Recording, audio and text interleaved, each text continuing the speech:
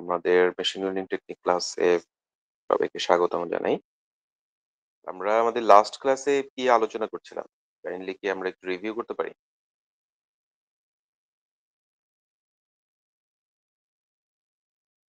বলতে পারবেন যে what we discuss in last class? Just quick review.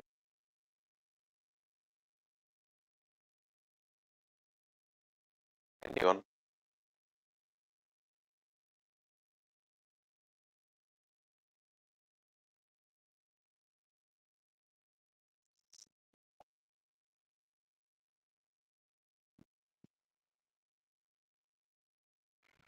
আসসালামু আলাইকুম স্যার। ওয়ালাইকুম আসসালাম। স্যার গত ক্লাসে আমরা বেসিক্যালি ক্লাসিফিকেশন নিয়ে আহ, আলোচনা করা হয়েছিল। ক্লাসিফিকেশনের মধ্যে ডিসিশন ট্রি, এডিশন ট্রি আর হচ্ছে আহ, এছাড়াও হচ্ছে ডিসিশন ট্রির যে মানে ওই কি বলে সুপারভাইজ লার্নিং এর মধ্যে ডিসিশন ট্রি আর হচ্ছে আহ, অন্যান্য যেগুলো আছে রিগ্রেশন অ্যানালাইসিস সেগুলোর মধ্যে কম্পারিজনটাও আপনি বলছিলেন যে কন্টিনিউয়াস ডাটার ক্ষেত্রে রিগ্রেশন আর এর ক্ষেত্রে ক্লাসিফিকেশন। তারপরে এগুলোর কিছু ওই কার্ভ ফিটিং যেগুলো ছিল, ফিটিং ডাটা কিভাবে করে ওগুলো দেখাইছিলেন স্যার। আর একটা অ্যালগোরিদমের দেখাইছিলেন যে ওই ইলাস্ট্রেট কিভাবে করে একটা ক্লাসিফিকেশন। ওই অ্যালগোরিদমকে আগে প্রথমে 10টা ডাটা ছিল, সেখান থেকে 15টা ছিল টোটাল, তার মধ্যে 10টা হচ্ছে ট্রেনিং সেটে এবং 5টা হচ্ছে টেস্টিং সেটে রাখা হয়েছিল। পরে এগুলো কিভাবে আউটপুটটা আসে এবং ওটা কম্পারিজন করে দেখানো হয়েছিল। হুম, আর আজকে আলোচনা করতে চেয়েছিলেন যে ওই আমাদের যে প্রি প্রসেসিং এর যে পার্ট গুলো, ডাটা ক্লিনিং, তারপরে এগুলো হুম। আর যে ওই যে মানে হাইপোথিসিসের ওই জেনারেলাইজেশন নিয়ে কথা বলা হয়েছিল যে বেশি কার্ভ যদি ডাটাটা অনেক হয়, এটা কিভাবে আমরা সলভ করি, সেটা ওভারফিটিং এর ডাটাগুলো।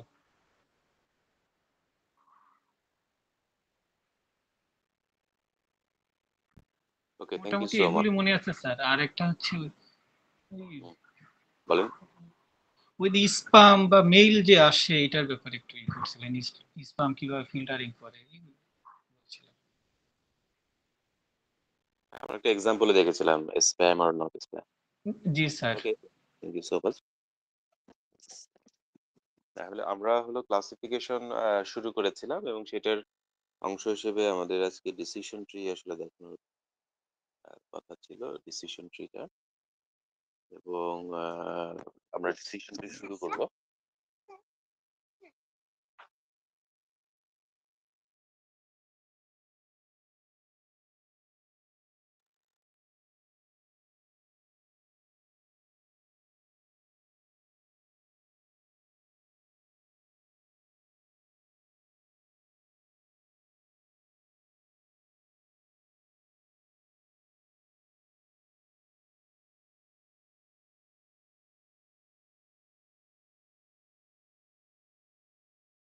তাহলে আমরা ডিসিশন ট্রিটা শুরু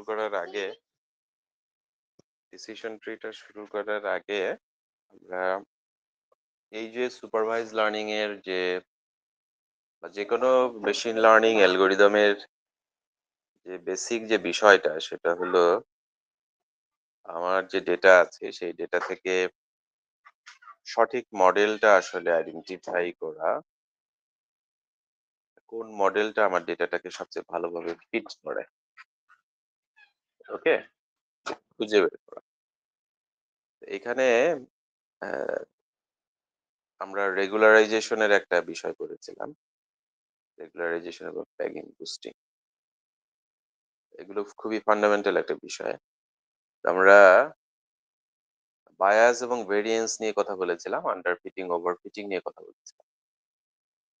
তো আমরা আজকে একটু বায়াস ভেরিয়েন্স নিয়ে একটু আলোচনা করব, কারণ প্রত্যেকটা মডেলেরই বোঝার ক্ষেত্রে এই টার্ম গুলো আসলে খুবই জরুরি এবং এটা ক্লিয়ার হওয়াটা খুবই ইম্পর্টেন্ট। এবং বায়াস ভেরিয়েন্স যে বিষয়টা আছে এটা আমরা একটু দেখব। যে কিভাবে আসলে বায়াস ভেরিয়েন্সটা আমার একটা মডেলকে পারফেক্টলি ফিট করে, যে এই মডেলটা এই ডেটার জন্য সুইটেবল। এখানে বায়াস ভেরিয়েন্স এর রোলটা আসলে কি? We just open the Jamboard.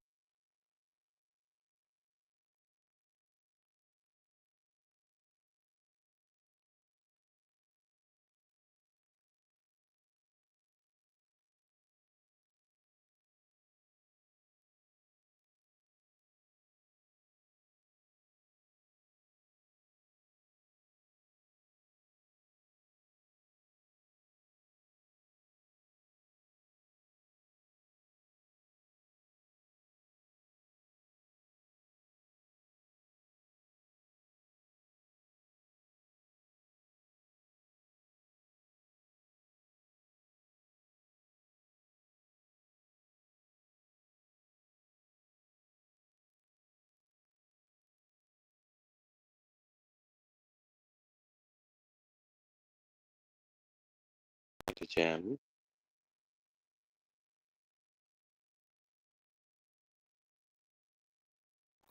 Sir আপনি কি স্ক্রিন শেয়ার করেছেন আমাদের? মানে দেখতে পাচ্ছি। করিনি, করবো। আচ্ছা স্যার।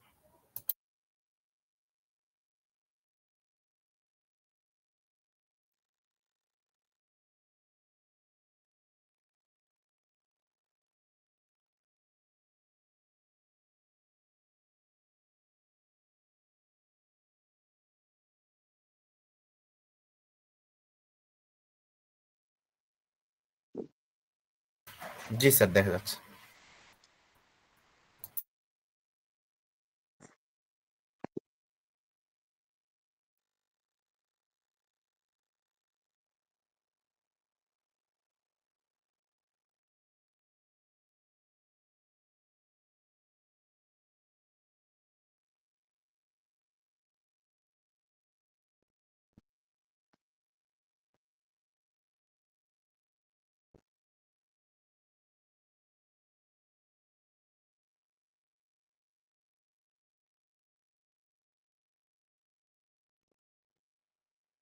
পেনটা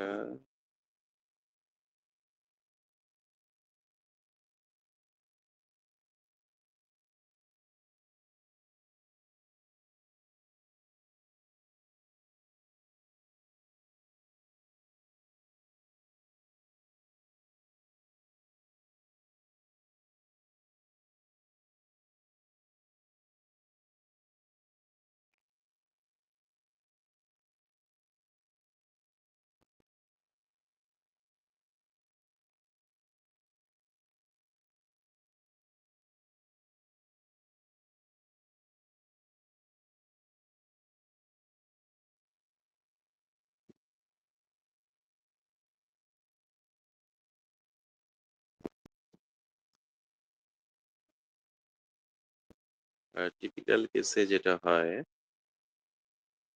আমার ডেটা যদি এরকম হয়,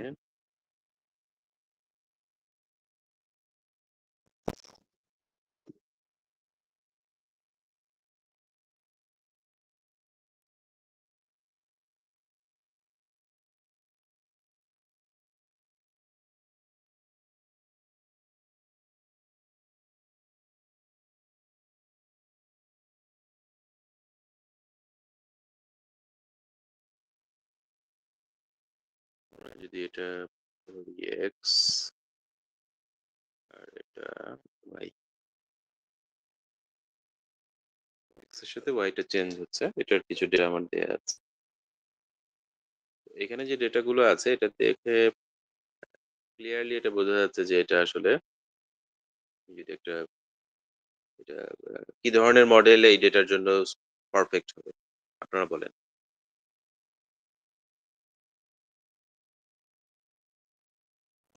হ্যাঁ, না বলিনি। Sir linear model sir. Linear model, right? এটা ক্লিয়ারলি বোঝাই যাচ্ছে যে এটা লিনিয়ার মডেল, এটার জন্য আমার সুইটেবল। পারফেক্ট। ওকে, আমার ডেটাটা যদি এরকম না হয়,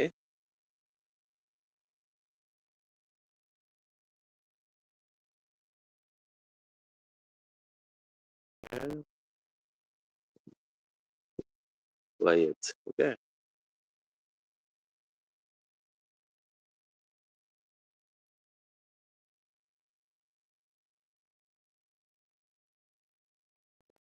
মনে করেন যে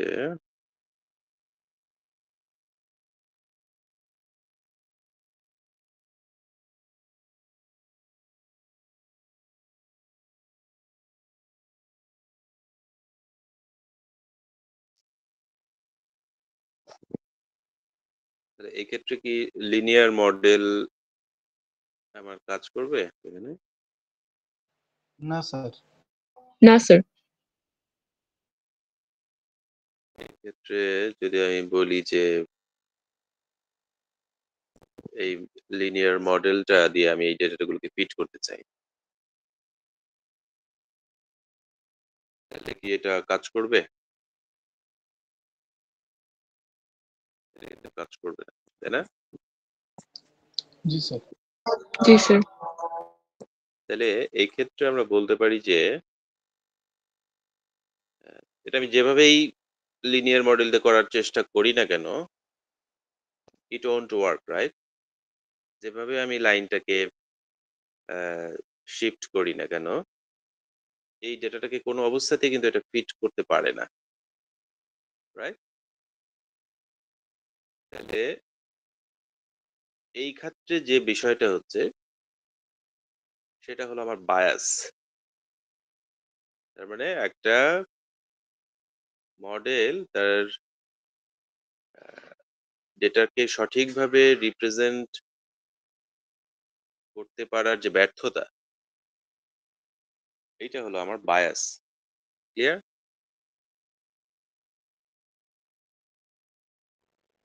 বিষয়টা কি বোঝা যাচ্ছে? বায়াসটা কি ক্লিয়ার হয়েছে?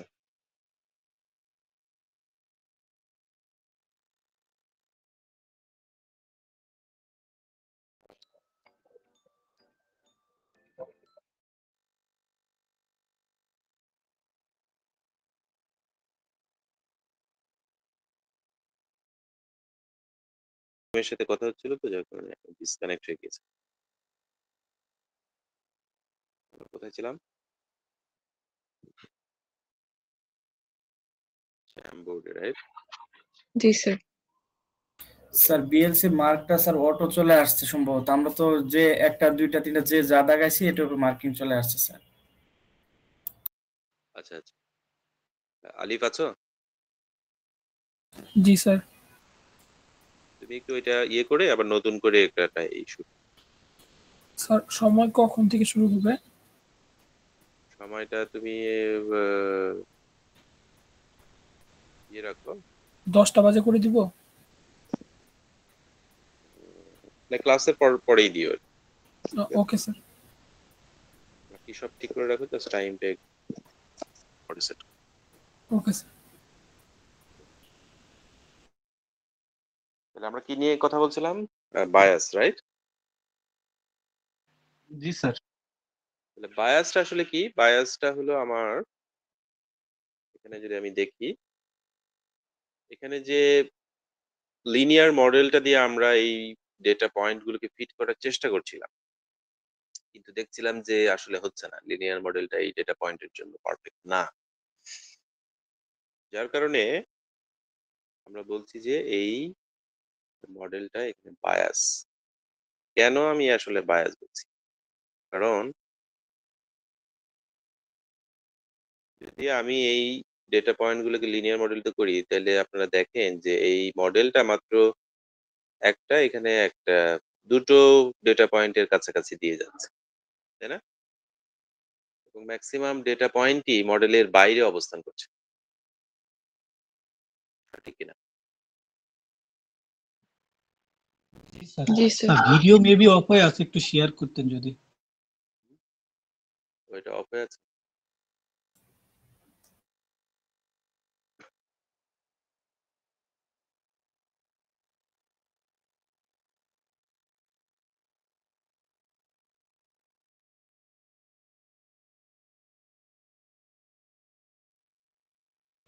জি স্যার। তাহলে এখানে দেখা যাচ্ছে এই লিনিয়ার মডেলটা মাত্র দুটো দেখা যাচ্ছে এই লিনিয়ার মডেলটা মাত্র দুটো ডেটা পয়েন্টের কাছাকাছি দিয়ে যাচ্ছে এবং বেশিরভাগ ডেটা পয়েন্টই আমার লাইনের বাইরে অবস্থান করছে, যার কারণে এটাকে আমরা বায়াস বলছি। বায়াস এই কারণেই বলছি কারণ এটা আমার ডেটা সেটে আছে থাউজেন্ডস অফ ডেটা, সেখান থেকে সে মাত্র অল্প কয়েকটা ডেটাকে সঠিকভাবে ফিট করতে পারছে এবং বেশিরভাগ ডেটাকেই সে ফিট করতে পারছে না, যার কারণে সে ওই কয়েকটা ডেটাকে পক্ষপাতিত্ব করছে, মানে বায়াস করছে, যার কারণে আমি এটাকে বায়াস বলছি। অলরাইট,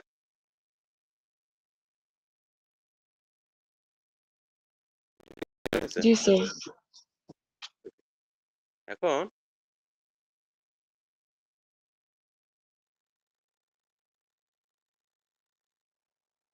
আর একটা প্লট আঁকি,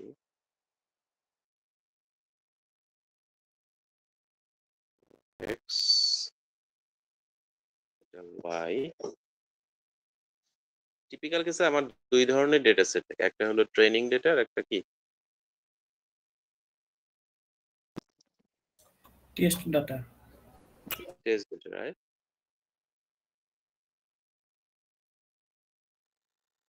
আমরা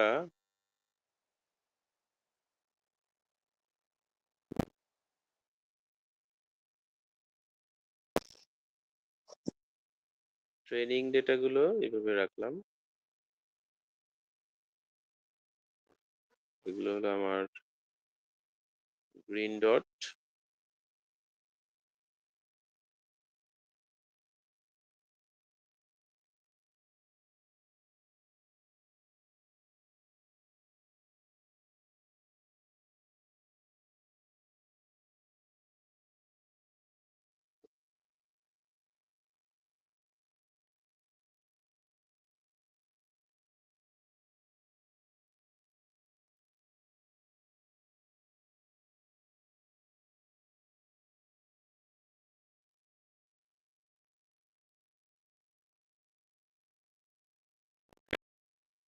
এগুলো ধরে নিলাম, এগুলো হলো আমার ট্রেনিং ডেটা। এখন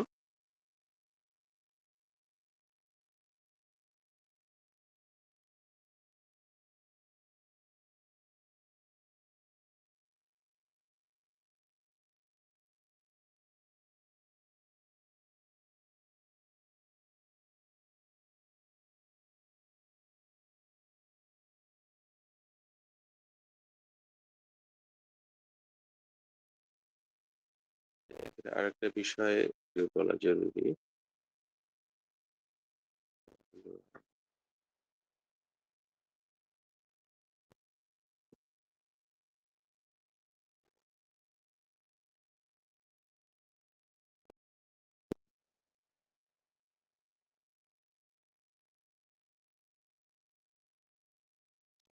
আমরা যদি দেখি আমরা এখান থেকে ক্লিয়ারলি বুঝতে পারছি যে এই ডেটাগুলোর জন্য পারফেক্ট মডেলটা কিরকম হবে। লিনিয়ার হবে স্যার এটা চাইলে। লিনিয়ার হবে না, কিন্তু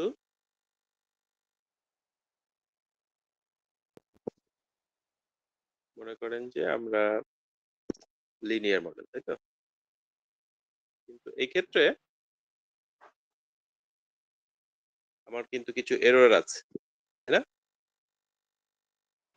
জি স্যার। যদি ডেটাটাকে ধরি, এই যে ডিস্টেন্স গুলা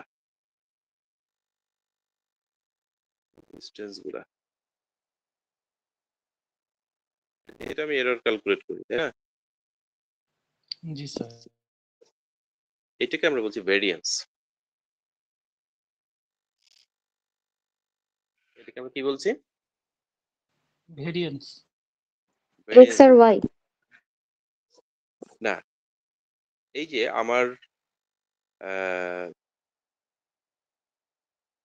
অবজার্ভ ডেটা যেটা, সেটা আমার মূল মডেল থেকে আসলে কতটুকু দূরে আছে, এটাকে আমরা বলছি ভেরিয়েন্স।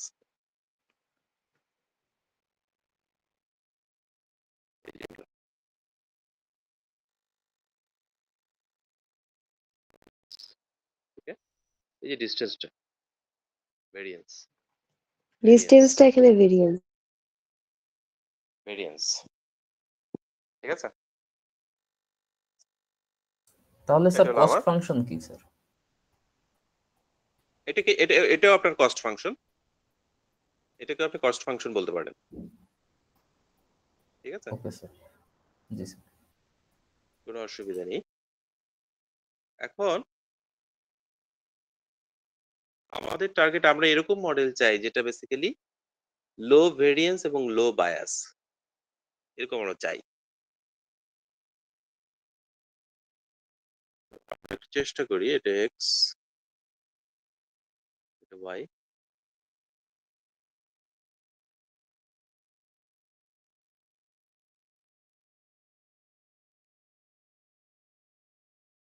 ফর এক্সাম্পল এগুলো আছে।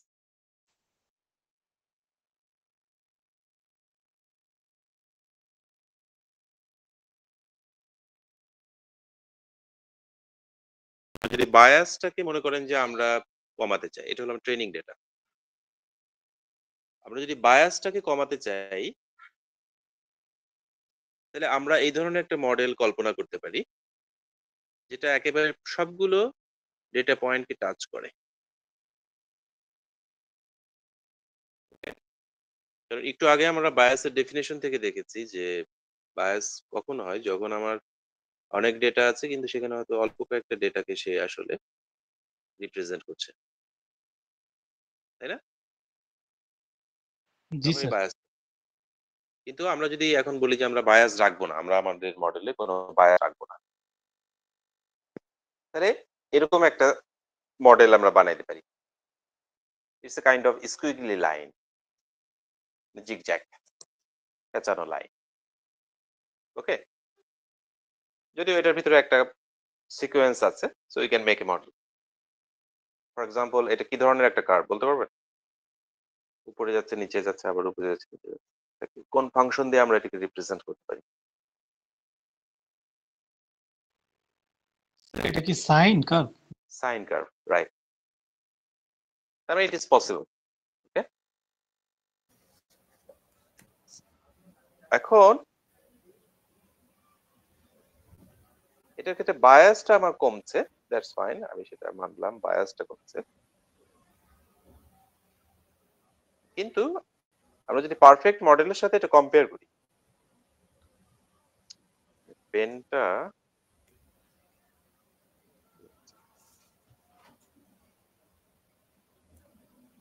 ফুল স্ক্রিন করে,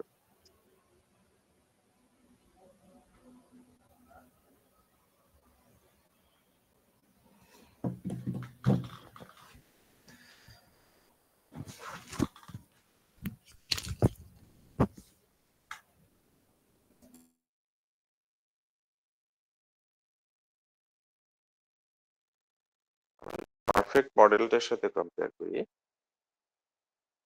এটা মোটামুটি এরকম, তাই না?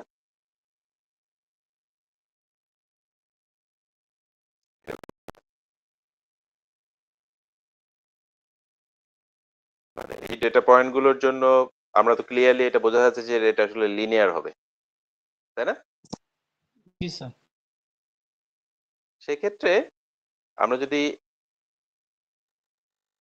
এটাকে পারফেক্ট মডেল ধরি, স্ট্রেট লাইনটা, এবং সেটার সাথে স্কুইগলি লাইন কম্পেয়ার করি, তাহলে স্কুইগলি লাইনের ক্ষেত্রে আমার বায়াসটা একেবারে zero, I agree with that. কিন্তু আমি যদি ভেরিয়েন্স ধরি, স্কুইগলি লাইনের ক্ষেত্রে ভেরিয়েন্সটা কিন্তু অনেক হাই, তাই কিনা? দেখেন, জি স্যার। আর ডিসটেন্স স্যার আমি একটু ক্লিয়ার না, একটু বলবো না পারি? হ্যাঁ, এই যে দেখেন, স্কুইগলি লাইনের ক্ষেত্রে বায়াস একেবারে শূন্য, এটা কি বুঝতে পেরেছেন কিনা?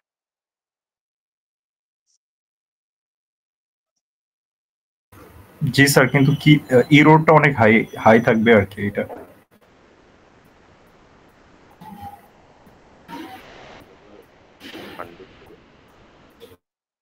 হ্যাঁ, আপনারা যে প্রশ্নটা করেছেন, স্যার স্কুইগলি, আমি একটু কনফিউজড।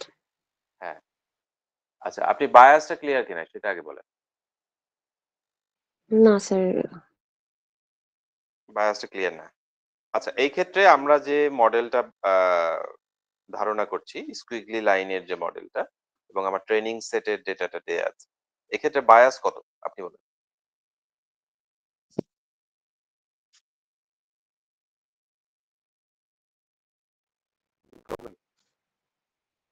না স্যার, আপনি একটু রিপিট করলে মনে হয় ভালো হয়, আমি একটু মিস করেছি এই জিনিসটা। এক্ষেত্রে বায়াসটা হলো আমার একেবারে জিরো।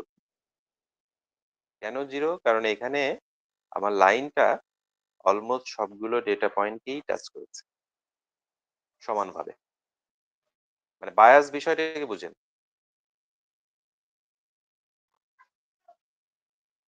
হ্যালো স্যার, বায়াসটা যেটা বলেছিলেন যে যদি ফিট করতে না পারে মডেলটা। বায়াস হলো পক্ষপাতিত্ব করা। মনে করেন আপনার হ্যাঁ হ্যাঁ। দুটো বন্ধু আছে। হুম দুটো হুম। বন্ধুর ভিতরে আপনি একজনের সাথে বেশি সময় কাটান, আরেকজনকে ওরকম গুরুত্ব দেন না। আচ্ছা, এখানে সে সবগুলাতেই সবগুলো মানে টাচ পয়েন্টকেই সে করেছে, গুরুত্ব এই দিচ্ছে। জন্যই বায়াস জিরো। এখানে বায়াস কিন্তু নাই, ভেরিয়েন্স ভেরিয়েন্স ভেরিয়েন্স ভেরিয়েন্স আছে। হাই। আচ্ছা আচ্ছা, হ্যাঁ, ভেরিয়েন্স হাই আছে মানে বলতে ভেরিয়েন্স হ্যাঁ হাই হ্যাঁ, ডিস্টেন্সটার জন্য। ডিস্টেন্সের জন্য। বুঝতে পেরেছেন? জি জি জি। তাহলে আমরা যেটা চাচ্ছিলাম ওইটা তো হয় নাই। আমরা চাচ্ছিলাম যে লো ভেরিয়েন্স আর লো বায়াস, তাই না? Variance low zero bias. Bias but যাচ্ছে ভ্যারিয়েন্স তো কম না। বায়াস ছোট আছে কিন্তু ভেরিয়েন্স আবার বেড়ে যাচ্ছে। যার হ্যাঁ, কারণে এটা কি হচ্ছে? আমার আল্টিমেটলি আমি যেটা চাচ্ছিলাম সেটা পাচ্ছি না। মানে এই ওকে? মডেলটাও ফিট হচ্ছে না, এই প্যাটার্নটা। এই স্কুইগলি লাইনও ফিট হচ্ছে না। এখন এই স্কুইগলি লাইনের আরেকটা সমস্যা আছে। সেটা কি? দেখেন, এটা তো ট্রেনিং এর জন্য, তাই না? ট্রেনিং এর জন্য। ট্রেনিং ডেটার জন্য। কিন্তু মনে করেন এটার সাথে আমার টেস্ট ডেটা আছে। সেটা হলো গ্রিন ডট।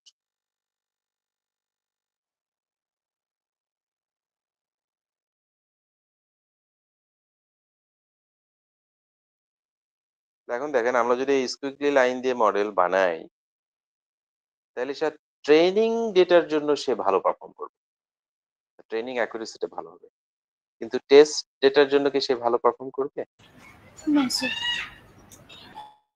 টেস্ট ডেটার জন্য কিন্তু সে ভালো পারফর্ম করবে না। কারণ সে কিন্তু টেস্ট ডেটাকে টাচ করেনি। টেস্ট অ্যাকুরেসিটা কিন্তু তার খুব খারাপ হবে। তাই না? জি স্যার। তাইলে এখন আমরা আসলে এই দুইটার মাঝামাঝিতে যেতে চাই। সেটা কিরকম? আমরা বায়াসটাকে একটু বাড়াতে চাই এবং ভেরিয়েন্সটাকে একটু কমাতে চাই। আপনি যেগুলোকে ভেরিয়েন্স বলতে পারেন।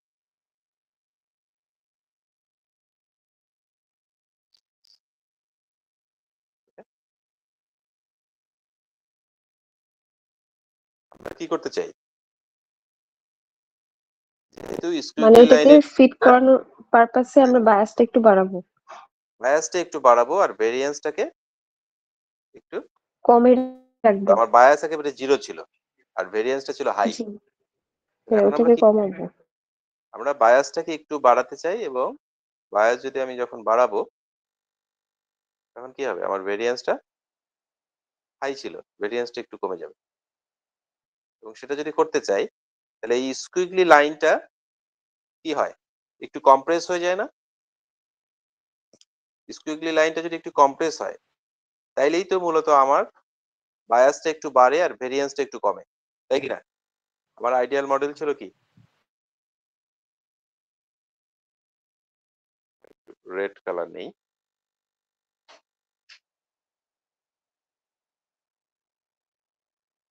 আইডিয়াল মডেলটা ছিল মানে পারফেক্ট মডেল ছিল something like that. Okay? G sir. এখন আমরা যদি স্কুইগলি লাইনটাকে বায়াসটা একটু বাড়াতে চাই তাহলে কি হতে হবে? আমার এই লাইনগুলো এই এই যে ডেটা পয়েন্ট গুলোকে টাচ করছিল সেখান থেকে এটা একটু সরে আসবে না? জি জি স্যার। স্যার। আর ভেরিয়েন্সটা হাই ছিল, ভেরিয়েন্সটা একটু কমে যাবে না? জি জি তার স্যার। মানে বিষয়টা কি হচ্ছে, এই স্কুইগলি লাইনটাকে আমি একটু চাপ দিয়ে এই পারফেক্ট মডেল মানে স্ট্রেট লাইনের মতো সমান করে দিচ্ছি, তাই না বিষয়টা?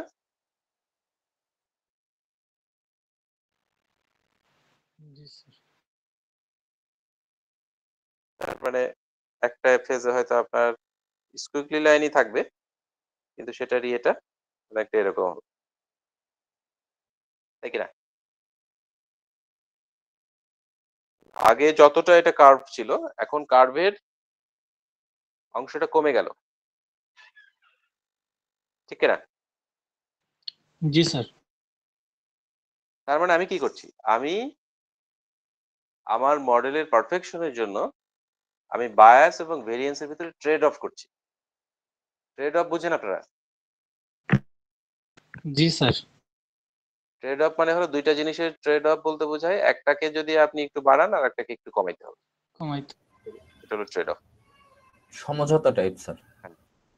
সমঝোতাটাই, এই বিষয়টাই কিন্তু আসলে রেগুলারাইজেশন। আমরা এর আগে রেগুলারাইজেশন দেখছি না, জি স্যার। এটাই কিন্তু রেগুলারাইজেশন। এই যে বায়াস ভেরিয়েন্স, এটাকে কম বেশি করে আমরা যখন পারফেক্ট মডেলটা তৈরি করি, এই প্রসেসটাই মূলত রেগুলারাইজেশন। এবং এখানে আরো টেকনিক ব্যবহৃত হয়, যেমন ব্যাগিং, বুস্টিং, এই টেকনিক গুলো কিন্তু ব্যবহৃত হয়। সবগুলোর উদ্দেশ্যই কিন্তু আমি যাতে একটা পারফেক্ট মডেল পাই, যেটা আমার ডেটাটাকে ওয়েল ফিট করবে। ওকে,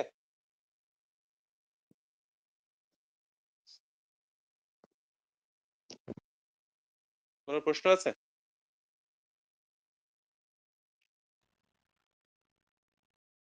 একটা জিনিস আপনাদের নলেজে আমি একটু দিয়ে রাখি, এই যে দেখছেন না স্কুইগলি লাইনটা ট্রেনিং ডেটাকে খুব ভালোভাবে ফিট করেছে।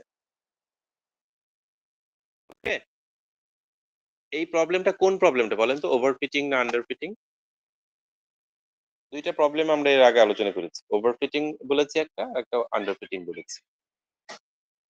এখানে স্কুইগলি লাইন যে শুধু ট্রেনিং ডেটা গুলোকে টাচ করলো, এটা থেকে আমরা কোন প্রবলেমটা পাই, ওভারফিটিং না আন্ডারফিটিং? স্যার আন্ডার ফিটিং হবে। না, ওভারফিটিং। স্যার টেস্টের ডেটাগুলো তো স্যার ই করে নাই। টেস্ট ডেটা করে নাই, কিন্তু সে ট্রেনিং ডেটাকে, কোনো ট্রেনিং ডেটাকে কিন্তু সে বাদ দেয়নি।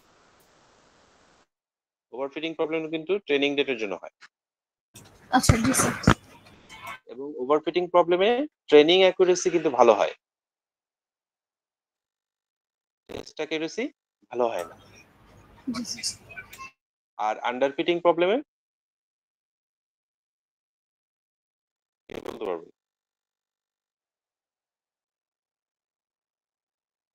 আন্ডারফিটিং প্রবলেমে, ওভারফিটিং প্রবলেমটা জানলাম, ট্রেনিং অ্যাকুরেসিটা ভালো পাই, কিন্তু টেস্ট স্যার তাহলে অ্যাকুরেসি উল্টাটা হবে।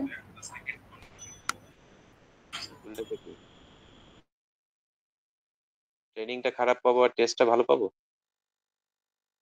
জি স্যার। ট্রেনিং অ্যাকুরেসি তখন কম পাবো।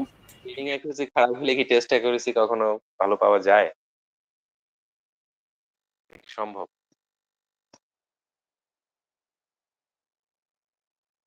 আন্ডারফিটিং প্রবলেমে আসলে আমি কোনোটাই দুটোই ভালো লো পাবো না। পাবো।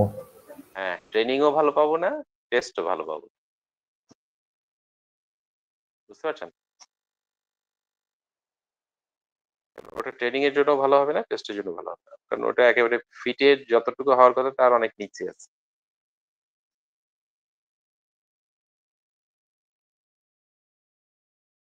ওই যে ইয়েতে দেখেছিলাম, হাই বায়াসটা যখন অনেক বেশি ছিল, তখন কিন্তু আন্ডারফিটিং প্রবলেমটা হয়। এই যে আমাদের প্রথম যে এটা আমরা দেখলাম, এই যে এটাতে, এটা কিন্তু একটা আন্ডারফিটিং প্রবলেম। এখানে কি বায়াস কম না বেশি? বেশি স্যার। বেশি, বায়াস বেশি। এই এই এক্সাম্পলটা কিন্তু আন্ডার ফিটিং আমি বলতে পারি না। তা এই মডেলটা কিন্তু এই ট্রেনিং এর ডেটার জন্যও ভালো করবে না, আবার টেস্ট ডেটার জন্য ভালো করবে না। আপনারা জি সেটা স্যার। দেখেই বুঝতে পারছেন, তাই কি না? জি স্যার। ওকে,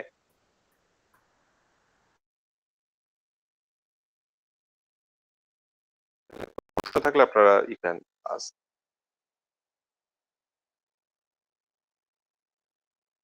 এখন আমাদের মূল আলোচনায় আমরা চলে যাই আবার।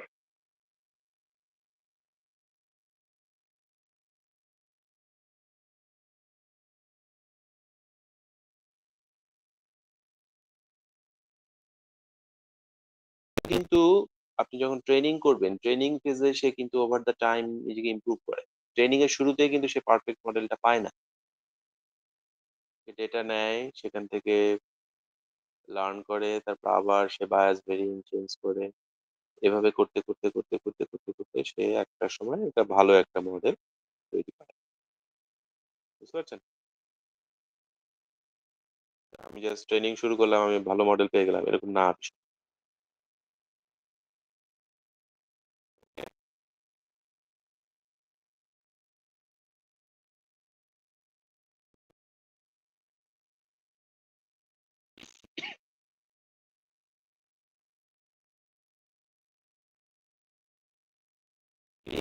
ঠিক হয়েছে। আলিফ, তুমি ওইটা সেট করে দিতে পারো। স্যার এখনই সেট করে দিব? এখন না, ক্লাসটা শেষ হলে করে দিবনি? হ্যাঁ, ওকে স্যার। PLC বলতে পারো।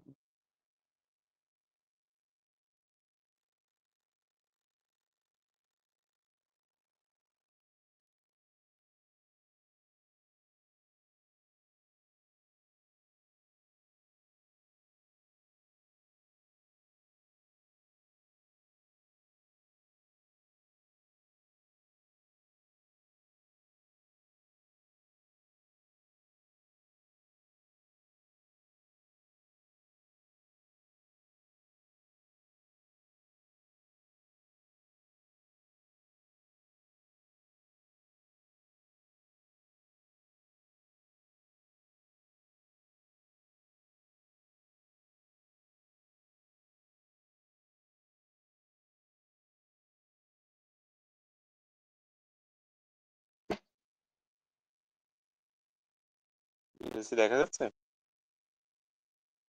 জি স্যার, দেখা যাচ্ছে।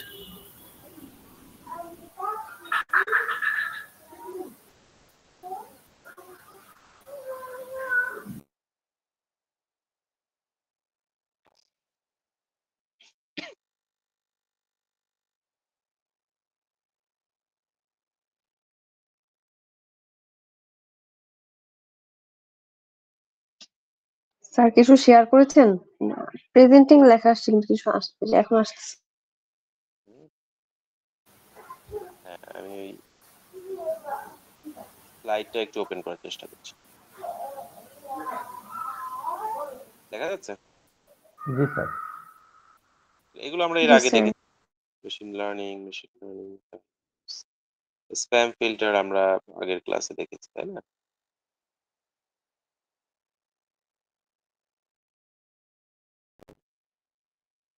এই যে এই ফিগারটা আমরা কিন্তু আজকে বায়াস ভেরিয়েন্সটা এখান থেকে করেছি।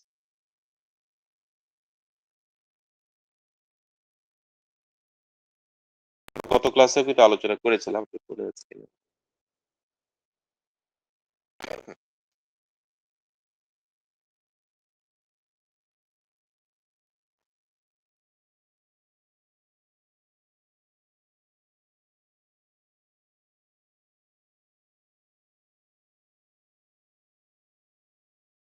জেনারেলাইজেশন,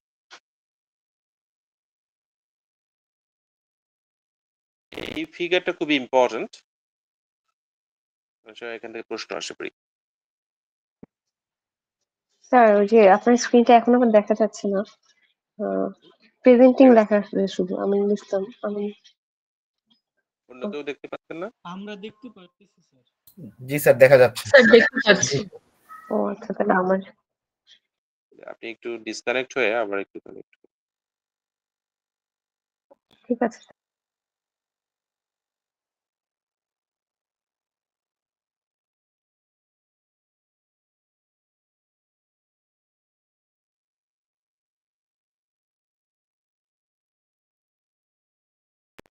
ওয়াই অ্যাক্সিস বরাবর আছে প্রেডিকশন এরর, আর এক্স অ্যাক্সিস বরাবর আছে মডেল কমপ্লেক্সিটি। তো আমরা প্রেডিকশন এরর একটা মডেলের জন্য কম চাই না বেশি চাই? কম চাই স্যার। কম চাই। তাহলে আপনারা যদি এই প্লটটা দেখেন, কোন কোন ক্ষেত্রে প্রেডিকশন এররটা বেশি?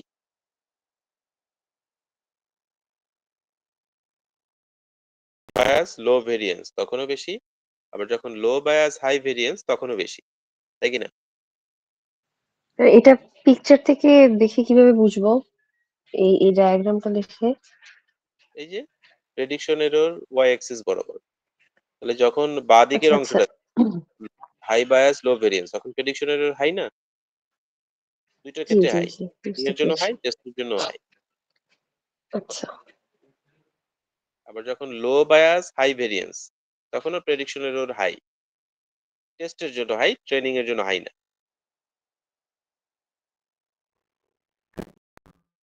তাই না? এই যে লো বায়াস, আমরা যে স্কুইগলি লাইনের এক্সাম্পলটা দিলাম, সেটা কোনটা জি জি বলেন জি তো? হাই বায়াস লো ভেরিয়েন্স নাকি low bias high variance? High bias ছিল এটা। স্কুইগলি লাইনের ক্ষেত্রে কি হয়, বায়াসটা কি কি ছিল আমাদের, বেশি ছিল না কম ছিল? লো ছিল। স্যার লাস্ট যেটা দিলেন এক্সাম্পল ওখানে বায়াসটা বেশি ছিল না? না লাস্ট না, স্কুইগলি লাইনের ক্ষেত্রে ওই যে পেঁচানো যে লাইনটা, সাইন সাইন কার্ভের যেটা। স্যার বায়াস জিরো বায়াস ছিল। কম ছিল। জিরো ও ছিল, হ্যাঁ বায়াস জিরো ছিল, বায়াস জিরো ভেরিয়েন্স ছিল, বেশি হ্যাঁ ছিল। ভেরিয়েন্স হাই লো ছিল। বায়াস, তাই না? তাহলে হাই ভেরিয়েন্স লো ভেরিয়েন্সটা হাই ছিল, ভেরিয়েন্স। ভেরিয়েন্সটা হাই ছিল, তাই না? তখন আমরা কি বলছিলাম, ট্রেনিং এর জন্য তার এররটা খুবই কম, মানে ট্রেনিং অ্যাকুরেসিটা খুব ভালো, জি জি জি কিন্তু টেস্টের জন্য কিন্তু খুব খারাপ। তাহলে আপনি যদি এই প্লটের ডান দিকের অংশটা দেখেন, এটা কিন্তু এটা, তাই না?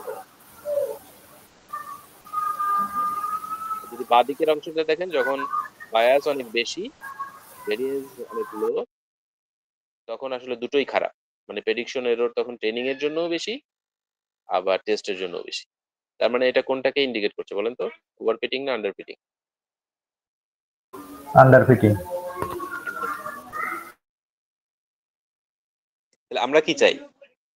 আমরা চাই বায়াস আর ভেরিয়েন্স একটা মাঝামাঝি পর্যায়ে থাকুক, বায়াসটা একটু বাড়ুক আর ভেরিয়েন্সটা একটু কমুক, তাই না? সেই পজিশনটা কোথায় এখানে? স্যার এদের মিডিলে না? যে যেখানে চিহ্ন দেওয়া আছে ট্রেনিং স্যাম্পল টেস্টিং স্যাম্পল ওই বরাবর হ্যাঁ, তার মিডলে। মানে মিডিলে, মিডিলেই তো আমার এররটা কম পাচ্ছি আমি টেস্টের জন্য, জি স্যার। টেস্ট এবং ট্রেনিং দুটোর জন্যই। ওকে,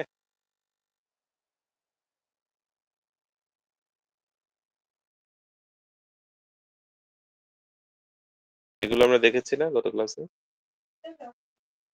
জি স্যার।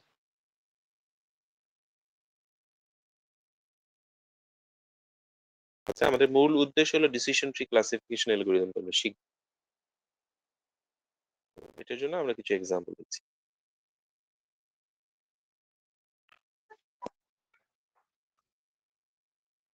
এখানে স্যার একটা একটা স্লাইড ইম্পর্টেন্ট বললেন, ওটা আমি তখন ওই যে স্ক্রিনটা দেখা যাচ্ছিল না, কোনটা বলছিলেন কাইন্ডলি বলবেন একটু? বললেন ওই যে যে কোশ্চেন আসে ওখান থেকে। প্লট টাইপ, বায়াস ভেরিয়েন্স এর যে প্লট, ওইটা। ও আচ্ছা আচ্ছা হুম,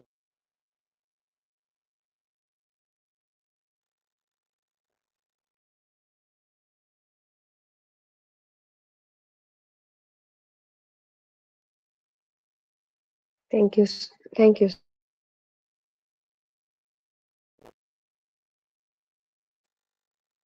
এখানে একটা প্রবলেম আছে। এই প্রবলেমটা কি বলছেন বলতে পারবেন কেউ?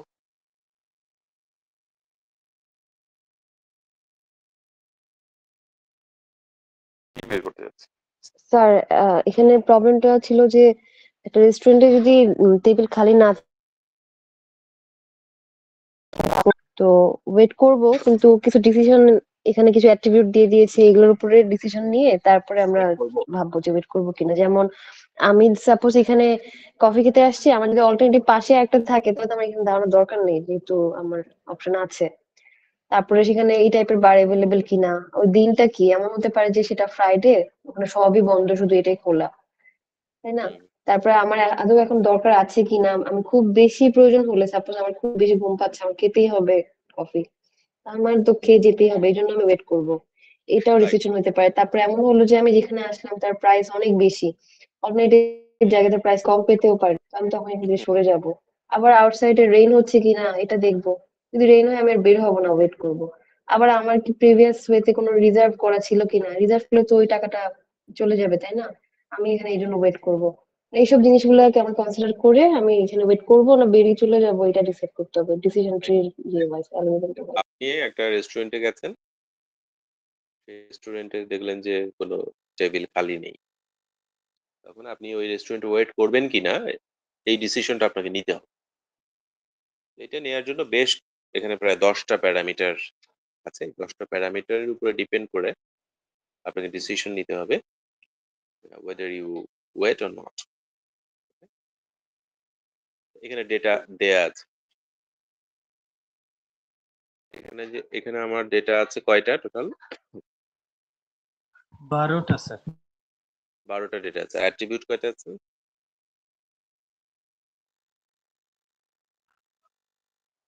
10টাই তো স্যার, ওগুলোই তো এখানে।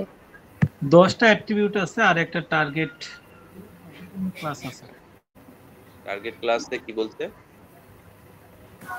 টার্গেট ক্লাস হোয়াইট, মানে করব কি করব না, yes no. Wait, true or false? True আর ফলস। প্রিভিয়াস এই 10টা প্যারামিটারের ভ্যালু এরকম হইলে আমার ওয়েট করেছে, 10টা প্যারামিটার ভ্যালু এরকম হইলে আমার ওয়েট করে না।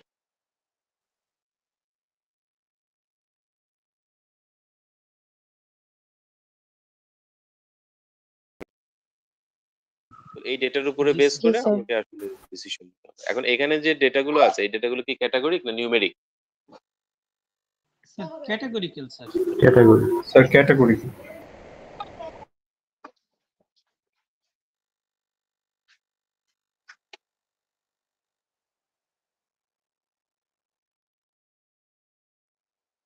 তাহলে এখানে যদি আমার কোনো ভ্যালু, এখানে একটা আছে প্রাইস, প্রাইসটা কি ক্যাটাগরি?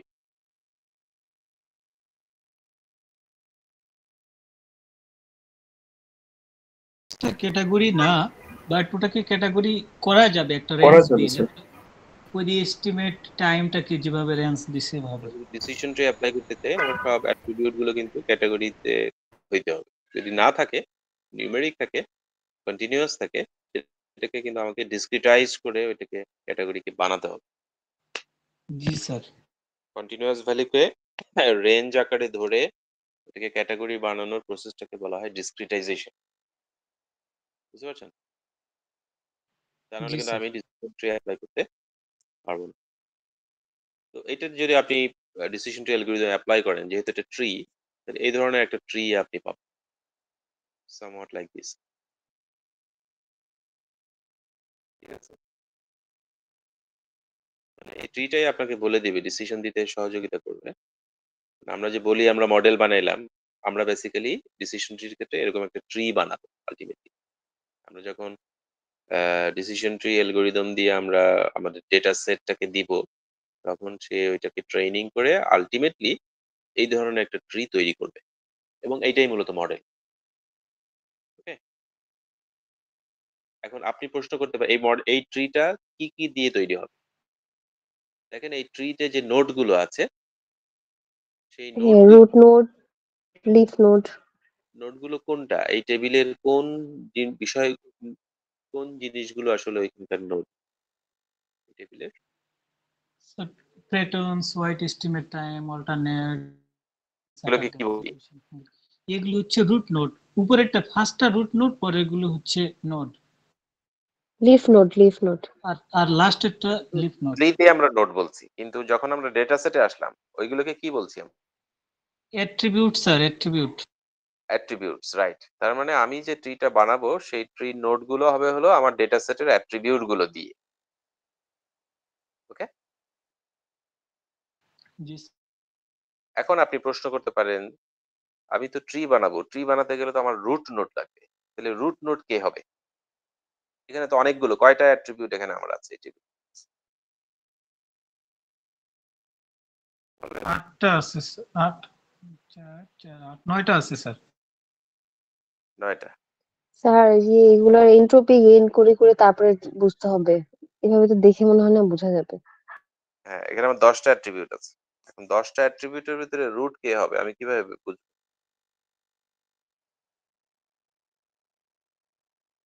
নাকি আমি আমার ইচ্ছা মতো রুট নিয়ে নিব 10টার ভিতরে যে না, ইচ্ছা মতো নিলে এটা হবে না, অ্যাকুরেট হবে না। ইচ্ছা মতো কিন্তু আমি নিতে পারবো না। It has a formula. এই ফর্মুলা গুলো মূলত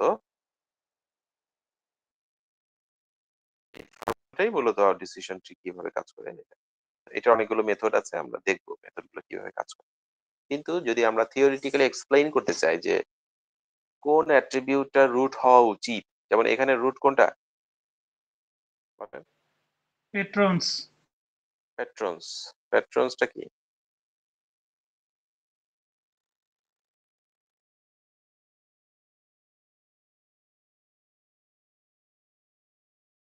রেস্টুরেন্ট। রেস্টুরেন্টটা কত লোক আছে? এটা কি খালি কিছু লোক আছে নাকি পুরোপুরি মানে খালি হচ্ছে সামনে, এই হোপ কিনা হাউসফুল? কত মানুষ এরকম। তাহলে যে বিষয়টা আমাদের জানা জরুরি সেটা হলো এখানে আমার 10টা অ্যাট্রিবিউট আছে, তাই না? এবং আমাদের একটা টার্গেট ক্লাস আছে। আচ্ছা, এখানে এই ডেটাগুলো অ্যানালাইসিস করে আমাকে দেখতে হবে আপনি কি মনে করেন যে এই 10টা এই ডিসিশন মেকিং এ একেবারে লাস্টের কলামে যে ডিসিশনটা আছে ট্রু অর ফলস, এই ডিসিশন মেকিং এ এখানে যে 10টা অ্যাট্রিবিউট আছে 10টা অ্যাট্রিবিউটই সমানভাবে কন্ট্রিবিউট করছে আমার ডিসিশন মেকিং এ?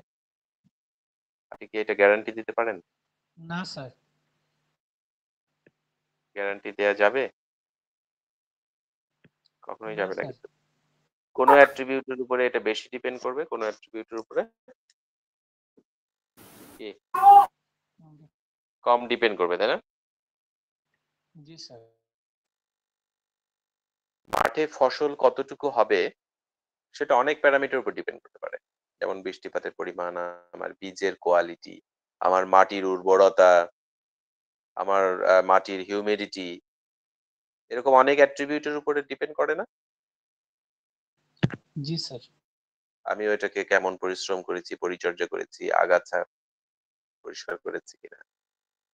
কিন্তু আপনি কি গ্যারান্টি দিয়ে বলতে পারবেন যে এই পার্টিকুলার অ্যাট্রিবিউট, এই যতগুলো অ্যাট্রিবিউট আছে ফসল ফলানোর জন্য প্রত্যেকটার উপরেই সমান ভাবে নির্ভর করেছে ফসলের পরিমাণটা? না স্যার। আপনার পরীক্ষায় রেজাল্ট কেমন হবে সেটা অনেকগুলো ফ্যাক্টরের উপর ডিপেন্ড করে। আপনি কতক্ষণ স্টাডি করেন, আপনি নিয়মিত খাওয়া দাওয়া করেন কিনা, আপনি ওইটা স্টাডি করে আবার লেখেন কিনা, আপনি ওইটার রেলিভেন্ট এক্সাম্পল সলভ করেছেন কিনা, আপনি কত ঘন্টা লাইব্রেরিতে কাজ করেছেন। এই সবকিছুর উপরেই কিন্তু আপনার পরীক্ষার রেজাল্টটা ডিপেন্ড করে। কিন্তু সবগুলো প্যারামিটারের উপরে সমানভাবে ডিপেন্ড করে এটা বলাটা কিন্তু ডিফিকাল্ট। এখন যে ট্রিটা আমরা বানাচ্ছি সেই ট্রিতে রুট সেটাই হবে যে অ্যাট্রিবিউটের উপরে আমার ডিসিশনটা সবচেয়ে বেশি নির্ভর করেছে। আপনি বুঝতে পারছেন বিষয়টা? জি স্যার। জি স্যার, জি।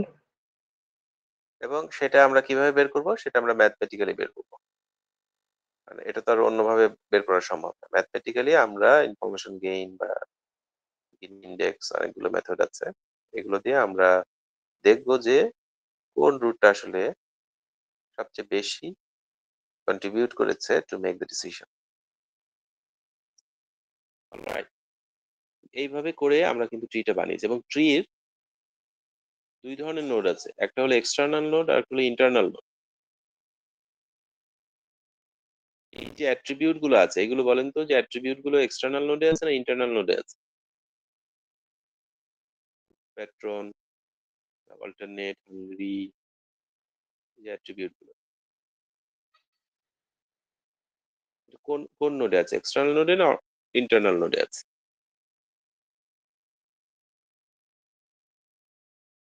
ইন্টারনাল নোডে। আর এক্সটার্নাল নোড গুলো হলো একেবারে লিফ নোড বা টার্মিনাল নোড, যেগুলো ট্রির বাইরে আছে, এবং সেইগুলো হলো এই যে ফলস ট্রু মানে ডিসিশন। আপনি দেখেন ট্রির কোনো ভিতরের দিকে কিন্তু ফলস ট্রু নাই, ভিতরের দিকে সব অ্যাট্রিবিউট গুলা, আর বাইরের দিকে হলো আমার ডিসিশন, ট্রু ফলস এইগুলো। ঠিক মানে না? রুট নোডটাও ইন্টারনাল তাহলে, তাই না স্যার? এটা নিয়ে আইডিয়া ছিল না। Internal, internal. রুট নোডও ইন্টারনাল, এক্সটার্নাল নোড গুলো সব ডিসিশন। ওকে, দুই ধরনের নোড নিয়ে কিন্তু আমার ট্রিটা তৈরি, অ্যাট্রিবিউট আর একটা হলো আমার ডিসিশন। ট্রির একেবারে প্রান্তে চলে গেলে আমার তো আর কোথাও যাওয়ার জায়গা নেই, তখন তো আমাকে ডিসিশন নিতেই হবে, হয় ট্রু নয় ফলস, রাইট? জি স্যার। তাহলে যখন আমি এই ট্রিটা জানি তখন কিন্তু আমি এই 10টা অ্যাট্রিবিউটের যে ভ্যালুই দিক না কেন, আমি সেটা দেখে চেক করে করে আমি কিন্তু কোনো একটা ব্রাঞ্চের দিকে গিয়ে আমি কিন্তু একটা ডিসিশন পাবো কিনা? পাবো স্যার। এই ট্রিতে কতগুলো ব্রাঞ্চ হবে বলেন তো? স্যার যতগুলো অ্যাট্রিবিউট আছে। হয়নি, এখানে এটা সহজ আছে। এখানে যে ট্রিটা আছে এই ট্রিতে কয়টা ব্রাঞ্চ আছে বলতে পারবেন? 6টা। 3টা স্যার। হয়নি, স্যার দুইটা। দুইটা আছে স্যার ব্রাঞ্চ। হয়নি,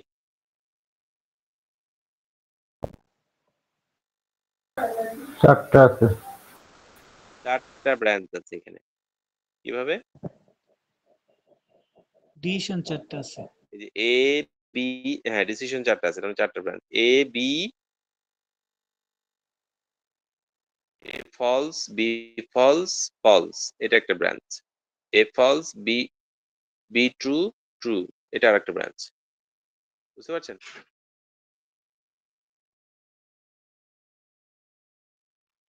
এ ট্রু, বি ফলস, ট্রু, এটা একটা branch. A true, B false, এটা একটা ব্রাঞ্চ। বুঝতে পারছেন ব্রাঞ্চ কিভাবে আমরা বের করি একটা ট্রি থেকে? স্যার এটা তো ছোট ট্রি, বড় ট্রির ক্ষেত্রে কিভাবে করবো? তো অনেক সময় লাগবে। করেন, এখানে কয়টা ডিসিশন আছে আমার, মানে এক্সটার্নাল লাস্ট নোড কয়টা ডিসিশন আছে? যে কয়টা ততটা ব্রাঞ্চ, এটাই রুলস। ব্রাঞ্চ আছে। True.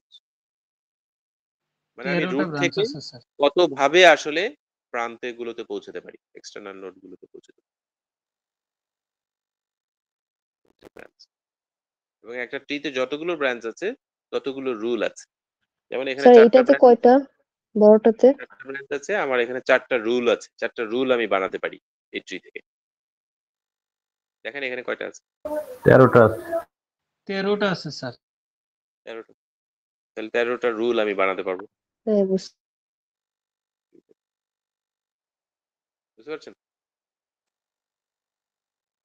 এখন এই ট্রিটা যদি আমি জানি তাহলে দেখেন কোনো ডেটা যদি আমার এই ডেটা সেটে নাও থাকে, মনে করেন এখানে 12টা ডেটা আছে, এখন x13 13 নাম্বার আর একটা ডেটা আসলো যেটার ইনপুটটা কমপ্লিটলি ডিফারেন্ট, আগের 12টার সাথে কোনো মিল নেই। এই ডেটাটাকে যদি আমি এই ট্রিতে দেই তাহলে সে আমাকে একটা ডিসিশন দিতে পারবে না? পারবে। ভ্যালু এবং ওই ব্রাঞ্চ অনুযায়ী গিয়ে ট্রু না ফলস হবে এই ডিসিশন দিতে পারবে না? পারবে স্যার। পারবে স্যার। পারবে। তাহলে এটাই কিন্তু আমাদের উদ্দেশ্য। আমার যে ডেটা আছে সেটা দিয়ে আমি ট্রেন করব এবং আমি আননোন ডেটা ক্লাসিফাই করতে পারবো।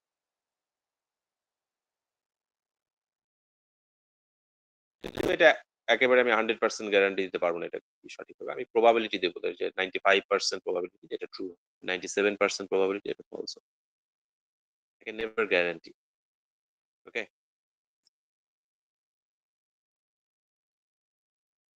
এখানে কিন্তু অ্যালগরিদমটা আছে কিভাবে এটা কাজ করে, ডিসিশন ট্রি অ্যালগরিদম আমরা আসলে দেখবো আমাদের পরের ক্লাসগুলোতে কিভাবে how you can do it mathematically. এবং ডিসিশন ট্রি অ্যালগরিদমটা গ্রিডি অ্যালগরিদম স্ট্র্যাটেজি। আপনার গ্রিডি অ্যালগরিদম কি শুনেছেন আগে, পড়েছেন? কম্পিউটার সায়েন্স ব্যাকগ্রাউন্ড তাদের জানা উচিত। Sir greedy techniques. স্যার পড়ছিলাম এ স্টার আর গ্রিডি এরকম পড়ছিলাম। অ্যালগরিদম কোর্স করেছেন না? জি স্যার, ব্রুট জি স্যার, ফোর্স পড়েছিলাম স্যার। হ্যাঁ, গ্রিডি। আমরা যে ডিসিশন ট্রি যেটা করি সেটা মূলত গ্রিডি অ্যালগরিদম স্ট্র্যাটেজি সাবজেক্ট, ওই অনুযায়ী হয়।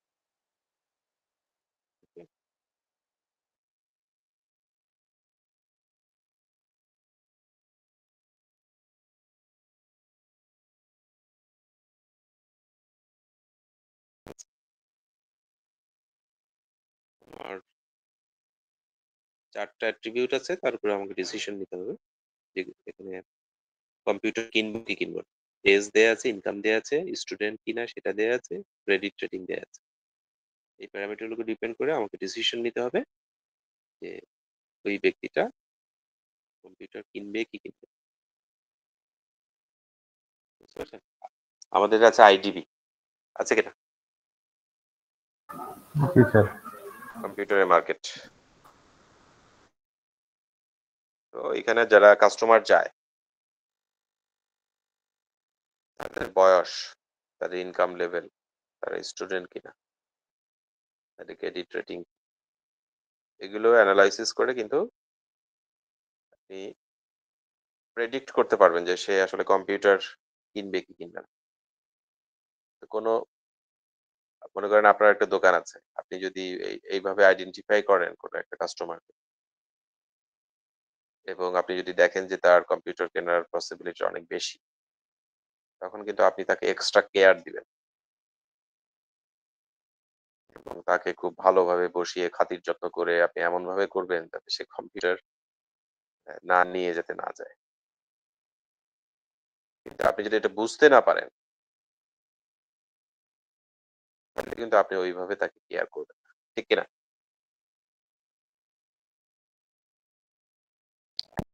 জি স্যার। এখানেও একইভাবে এটার উপর আমরা ট্রি বানাতে পারি এবং আমার যে অ্যাট্রিবিউটটা রুট হবে সেখান থেকে কতগুলো চিলড্রেন তৈরি হবে সেটা ডিপেন্ড করছে। যেমন এখানে এজ আছে, এজটাকে আমরা যদি রুট ধরি, এটা জাস্ট ফর এক্সাম্পল আমরা ধরে নিলাম। দেখেন এজের ভিতরে কতগুলো ক্যাটাগরি আছে।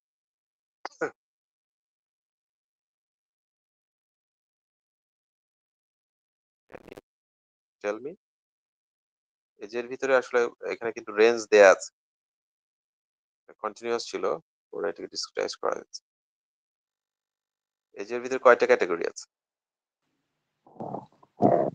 7টা মনে হয় স্যার। এটা তিন রকমের আছে, ছোট, মাঝারি আর বড় এরকম।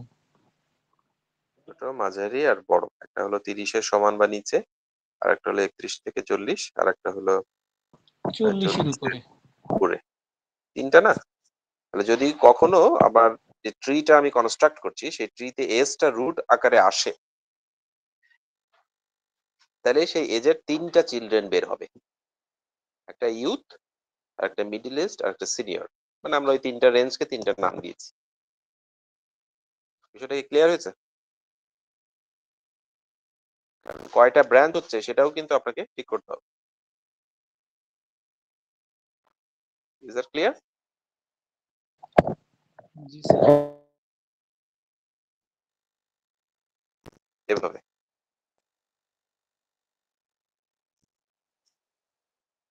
হ্যাঁ,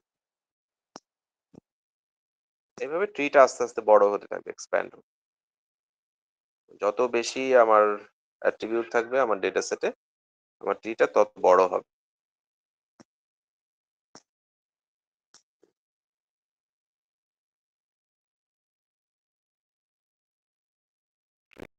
ভিডিও স্ট্র্যাটেজি ফলো করে এটার ইস্যু আছে, কিভাবে আমি এটাকে স্প্লিট করব।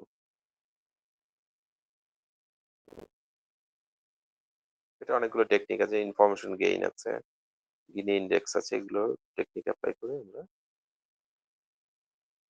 এটাকে স্প্লিট করতে পারি। when to stop splitting মানে কখন আমরা থামবো ট্রিটা কনস্ট্রাক্ট করা। যদি ওভারফিটিং প্রবলেম হয়, দেখা যায় যে ট্রিটা অনেক আননেসেসারি অনেক লম্বা হয়, ওভারফিটিং প্রবলেম থাকে।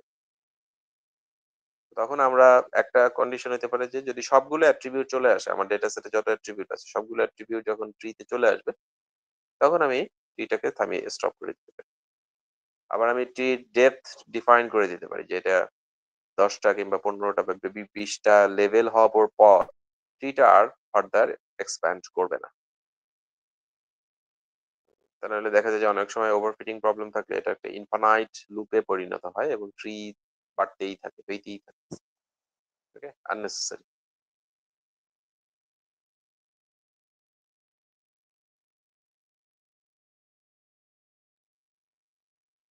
এখানে অ্যাট্রিবিউট কিভাবে আমরা অ্যাট্রিবিউট সিলেক্ট করবো যে কোনটা আসলে রুট হবে, এটা বোঝানোর চেষ্টা করছি। আর একটা ক্ষেত্রে যেটা হয়, আমার যে ক্লাসগুলো থাকে সেই ক্লাসগুলো অনেক সময় ইমব্যালেন্স হতে পারে। একটা ক্লাসে দেখা যাচ্ছে ডেটা খুব কম, আর একটা ক্লাসে ডেটা অনেক বেশি। যেমন ফ্রড ট্রানজেকশন যখন আমরা ইয়ে করি, অ্যানালাইসিস করি, টিপিক্যাল ক্ষেত্রে কি হয়, বেশিরভাগ ট্রানজেকশনই ফেয়ার হয়, তাই না? হয়তো হাজারে 2-1টা ফ্রড হইতে পারে, তাই কিনা? বেশিরভাগ ক্ষেত্রেই তো ট্রানজেকশন গুলো ফেয়ার হয়। তো তখন দেখা যায় যে ওই 2-1টা ফ্রড, ওই ক্লাসটা তখন অনেক কম হয়ে যাওয়ার কারণে ক্লাসটা ইমব্যালেন্স হয়। ফেয়ার ট্রানজেকশনের ডেটা দেখা যায় যে 998টা, আর 2টা ডেটা হলো ফ্রড। তো এতে করে যেটা হয়, ফেয়ার গুলোর বিহেভিয়ারটা ভালোভাবে অ্যানালাইসিস করা যায়, কিন্তু ফ্রডলেন্টের যে বিহেভিয়ার সেটা অ্যানালাইসিস করা যায় না, কারণ এটা তো ডেটা কম। এটাকে বলা হয় ক্লাস ইমব্যালেন্স প্রবলেম। তখন এটা আবার আর্টিফিশিয়ালি ডেটা জেনারেট করা যায়, এটা জেনারেট করে ওই ক্লাসগুলোকে লেবেল করা হয়, তারপরে ওইটাকে আবার ট্রেনিং করা হয়। এগুলো কিছু টেকনিক আছে।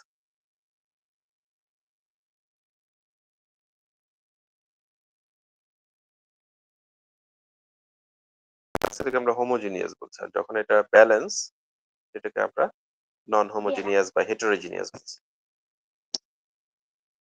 এই যে এখানে কিছু মেথড আছে, ইনফরমেশন গেইন, গিনি ইন্ডেক্স, মিসেলেনিয়াস এরর, এগুলো দিয়ে আমরা ট্রিটা তৈরি করতে পারি,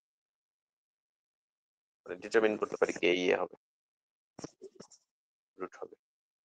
এখানে যে ম্যাথমেটিক্স আছে, আমরা আগামী ক্লাসে এগুলো ডিটেলস দেখবো যে কিভাবে আমরা এই ম্যাথমেটিক্স ব্যবহার করে আমরা রুট ডিটারমিন করতে পারি।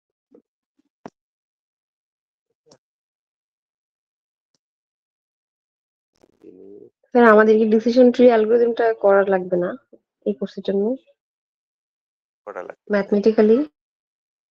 ম্যাথমেটিক্যালি।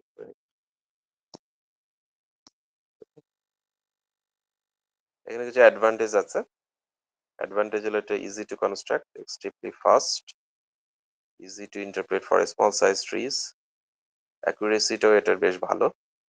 এরকম কিছু অ্যাডভান্স। ডিসঅ্যাডভান্টেজ কি আছে, এটা ট্রেনিং করাটা একটু এক্সপেন্সিভ হয়। Some decision tree can be overly complex, যেটা আমরা বললাম যে ওভারফিটিং প্রবলেম থাকলে এটা আননেসেসারিলি কমপ্লেক্স হয়ে যায়, খুব প্রবলেম।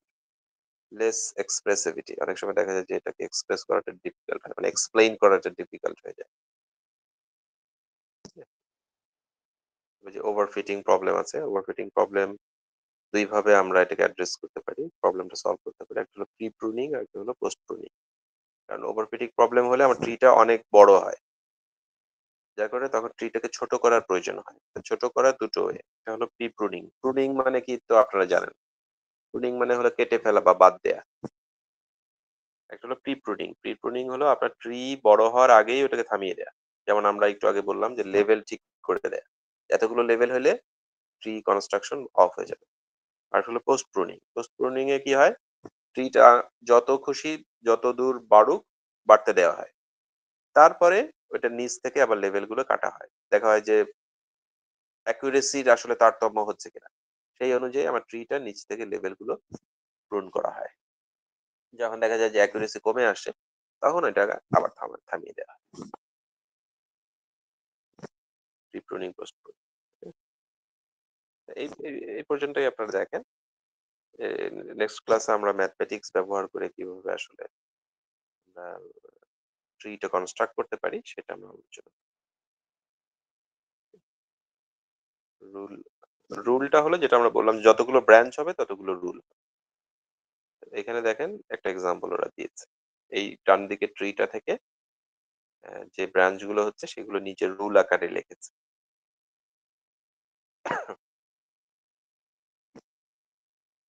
এক্সট্রা স্লাইড দরকার। আপনাদের কোনো প্রশ্ন থাকলে ইউ ক্যান আস্ক। স্যার আমি একটা বিষয় নিয়ে আপনাকে বলতে চাচ্ছিলাম। জি বল। এই রুটিনটা একটু চেঞ্জ করার কারণে আমার দুইটা ক্লাস স্যার সেম টাইমে পড়ে গেছে। যেমন স্যার আমার আরেকটা ক্লাস 8টা থেকে শুরু হয়েছে অলরেডি, এখন সেই ক্ষেত্রে স্যার একটু প্রবলেম হচ্ছে। আপনার একার আর কেউ আছেন? স্যার আমারও প্রবলেম হচ্ছে, দুইটা ক্লাস একই টাইমে পড়ে গেছে। দুইটা ক্লাস একই টাইমে না? জি স্যার। আপনারা কি অন্য ব্যাচ নাকি? জি স্যার, আমরা অন্য ব্যাচ।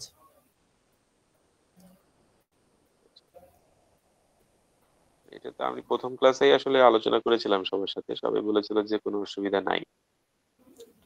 স্যার ক্লাস টাইমটা আমরা জানতাম 6টা থেকে, 6টা থেকে হলে 8টার মধ্যে তো স্যার ক্লাস শেষ হয়ে যায় ইউজুয়ালি 2 ঘন্টা। সেক্ষেত্রে কোনো প্রবলেম হতো না, কারণ আপনারাই আসলে অবজেক্ট করেছিলেন যে আপনাদের অনেকের জব থাকে, যার কারণে জবের কারণে মানে 7টা থেকে শুরু করলে ভালো হয়। স্যার ভাইয়ারা মনে হয় অন্য কোর্স থেকে জয়েন করেছে, মানে এমআইএস এর কি আপনারা ভাইয়া? সিএসসি আর বাট ভাইয়া অন্য মনে হয়, ব্যাচ। আচ্ছা আচ্ছা, ওইদিন মনে হয় আপনি ছিলেন না ওই ক্লাসে যখন স্যার ডিসিশন নিয়েছিল। জি না আমি ছিলাম না। স্যার এই জন্যই হয়তো বা ওনার অপিনিয়নটা আসেনি, আর আমরা সবাই এক ব্যাচ যারা সবাই প্রবলেম ছিল না।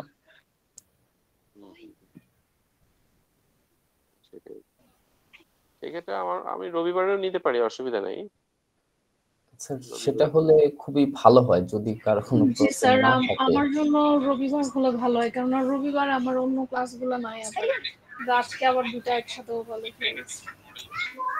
শনিবার হলে সম্ভবত সবারই ভালো হবে, কারণ রবিবারে জব থাকে তো, শনিবারে বেশিরভাগই ছুটি। হ্যাঁ, ওইটা চিন্তা করে শনিবারে করেছিলাম। স্যার শনিবার হলে প্রবলেম নেই, সেক্ষেত্রে স্যার টাইমটা কি 6টা থেকে করা যায়, যেন আমরা 8টাতে ক্লাসটা অ্যাটেন্ড করতে পারি পরবর্তী ক্লাসে? 6টা থেকে আমরা করতে পারি। স্যার 6টা থেকে স্যার আমরা অনেকেই আছি স্যার, আমরা আসলে অফিস থেকে বাসায় চলে আসতে পারবো না, মানে হয়তো 5টা পর্যন্ত অফিস করে, বা স্যার 5টায় তো আসলে এক্স্যাক্টলি বের হওয়া যায় না, সেক্ষেত্রে স্যার আমাদের জন্য একটু বার্ডেন হয়ে যাবে স্যার। আর এখন তো স্যার দিন একটু বড় হয়ে যাচ্ছে, তো মাগরিবের আজানও দেখা যাচ্ছে যে শেষ হবে না 6টার পর্যন্ত। তাহলে কি করা যাবে? তাহলে রবিবারে করি, রবিবারে 7টায়। স্যার দুইজন তো আবার একটু তাহলে ক্ষতিগ্রস্ত হচ্ছে। জি স্যার, সেম টাইমে স্যার দুইটা ক্লাসই প্রবলেম হচ্ছে।